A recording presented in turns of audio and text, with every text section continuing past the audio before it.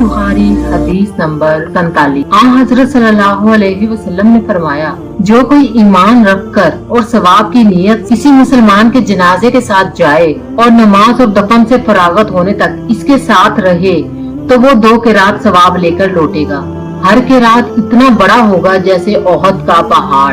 جو شخص جنازے پر نماز پڑھ کر دفن سے پہلے لوٹ آئے تو وہ 1 قرات ثواب لے کر لوٹے گا۔ صحیح بخاری حدیث نمبر 48۔ حضرت صلی اللہ علیہ وسلم نے فرمایا، مسلمان کو گالی دینے سے آدمی فاسق ہو جاتا ہے اور مسلمان سے لڑنا کفر ہے۔ صحیح بخاری حدیث نمبر 49۔ حضرت صلی اللہ علیہ وسلم اپنے حجرے سے نکلے، لوگوں کو شب قدر بتانا چاہتے تھے وہ کون سی رات ہے۔ اتنے میں 2 مسلمان آپس میں لڑ پڑے۔